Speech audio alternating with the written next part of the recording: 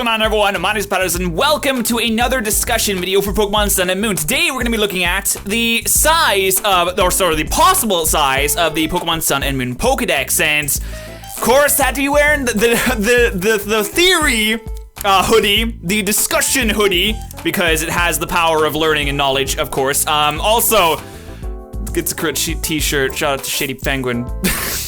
Anyway, we're going to be looking at possible size for the Pokemon Sun and Moon Pokedex, because it is a new generation. We do know it's a new generation. I made a discussion video a little bit earlier on about the possibility of it being another Gen 6 game or Gen 6.5, something like that, or if it's a totally new generation in Generation 7, and we pretty much know, it's pretty much completely confirmed right now that it's going to be a Generation 7 game. It's going to be a completely new generation, which means we're going to get a lot of new Pokemon. But how many new Pokemon are we going to get? So, first thing I want to mention is the size of the Pokedexes through all the generations previous to this one. So, originally in Kanto, in first generation, we had 151 Pokemon, okay? 151. That's quite a bit. That's quite a lot. You know, when you're trying to catch them all, that's quite a substantial amount of Pokemon to catch. Then we went to Johto, and the second generation, where they're kind of just testing the waters a bit there. They added another 99 Pokemon. They didn't add 100 for some reason. I don't know why they had 99, not 100, at least by my maths. I could be wrong, I guess. But they added 99 Pokemon, and then when it went to Hoenn, they added a few more in 134. So they went back up from Johto, but they didn't quite reach the Kanto levels just yet. And then in Sinnoh, they went back down again to 106. I'm guessing at this point they thought maybe we have too many Pokemon. I don't know. We'll just tone it down a bit. And then in Unova, they threw that idea out the window and added 155, making that the biggest Pokedex in a Pokemon game. The biggest Pokedex yet was Unova. The Generation 5 Pokedex was around 155, which is pretty ridiculous, honestly. It's more than Kanto. It's the biggest one so far, and it's in Generation 5. Like, after so much Pokemon, so already, they add the biggest Pokedex so far. I don't know what they're going with that. Maybe they're thinking more is better. You know, quantity over quality in some kind of way. Maybe they're thinking that. But in Kalos, in Generation 6, they pulled right back. They went right back. They went down to 70 Pokemon in that. But they introduced Mega Evolutions. Mega Evolutions, right? This is going to be a big thing going into Pokemon Sun and Moon, I think. At least to do with the amount of Pokemon that we're going to see. With Mega Evolutions, they can essentially expand the Pokedex without actually expanding the Pokedex. They can bring some of the spotlight back to the old Pokemon and save themselves from having to create new ones. Which is why in Kalos, we saw a lot less Pokemon. We only saw 70, and a lot of people thought that wasn't enough. But if you think about the series as a whole, the main goal, I'm gonna say the main goal, it's not really the main goal anymore. It's not even the catchphrase anymore, is it? Gotta catch them all? Not really the catchphrase anymore. But the main goal for the Pokemon games is to catch all the Pokemon. And I feel like Game 3 knows they're kind of designing themselves into a corner when they keep adding tons and tons and tons of new Pokemon every single time. So with Mega Evolutions, they essentially gave themselves a way to create new Pokemon with new abilities, new designs, new ways to play. But they don't have to add anything to the Pokedex. You don't have to go and catch those. They can add them in as items that are totally separate from the Pokedex. Which actually, I think was a really smart idea, to be honest. I think that was a really smart idea. So they pulled back in Kalos down to 70 Pokemon. So I believe that in Pokemon Sun and Moon, we're probably going to get a Pokedex size around the same size as Kalos's. Because essentially what they're doing is they're expanding the Pokedex every single time we have a generation. But if they bring it back a little bit, and they only add 70, that's less than half of Unova. That's less than half of Unova. So they can essentially have 2 generations for the price of 1, and also have essentially the same amount of Pokemon if you're including Mega Evolutions, Primal Evolutions, all that kind of stuff, because it is new content. It's still new content, and it's not just adding stuff on to what we've seen before.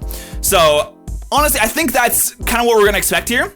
A Pokedex size around the same size as Kalos. Now we do have Magearna. It's already been announced.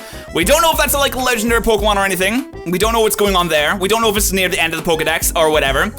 We don't have a Pokedex number for it so far. There's been a leaked list of possible Pokemon, but I'm pretty sure it's been confirmed fake right now. I think that's been confirmed fake. I did talk about the leaked list in my Pokemon Gen 6.5 and Gen 7 video. but I think that was confirmed fake. Actually, I don't know if I still have it here. I could possibly take a look to see what the Pokedex number was on that. I feel like I deleted it. Yeah, I deleted it. Okay. So I don't know what the Pokedex number was on that, but I'm assuming that it's not gonna be high in the actual games because if they keep on doing what they've been doing so far, if they keep on adding over 100 Pokemon for each generation, then it's gonna become ridiculous. And honestly, a lot of people who played the series in the past, people who started with Gen 1, Gen 2, stuff like that, have already mentioned multiple times that I don't get all these new Pokemon games. I don't understand all these new guys. Like, a Noivern, I know Squirtle, and that's it. And honestly, that's totally fine. Like, it's whatever. They didn't play the new games, and I mean, at the same time, those people aren't really Game Freak's target audience. But Game Freak's target audience right now is, I'm going to assume, the people who played the games before and the people who are still supporting them, people like my age and stuff like that who started with them when they were a kid, but also children, right? They don't want to shove too much into the game because a 6-year-old kid, 6, 7, 8-year-old, 9-year-old kid is not going to sit there and catch 900 Pokemon like a kid my age would back in the day would sit there and catch 151. The whole catch 'em all thing is essentially dead in the water right now, but I still don't think they want to add too much to the Pokedex because you can definitely overload it, and it's definitely becoming a bit overloaded in my opinion. Which is why I would prefer to see less Pokemon, less new Pokemon, and more kind of interesting diversions, interesting like new things, because we've had Pokemon piled into the Pokedex for generations and years and years and years now. In Generation 6 we got something cool in New Mega Evolution, and I think it was pretty much a hit. Like when people first saw it, like maybe they thought, oh, this is dumb, but I mean when they played it, and I'm fairly sure pretty much everyone now agrees that Mega Evolution was a good addition to the series. It was healthy because it allowed new content without just shoving hundreds of new Pokemon into the Pokedex and making things just convoluted and confusing. So that's why I believe personally that we're gonna get a smaller Pokedex once again for Kalos. If we don't, then Game Freak could be kind of fucking themselves over a bit. Honestly, that's what I think. They could be fucking themselves over a bit if they don't keep the Pokedex small, because going forward into Generation 8, 9, 10, because you know they're not gonna stop. As long as they're making money off this, they're not gonna stop, right? They're not. There's simply not. As long as they're making money, and they're not gonna stop.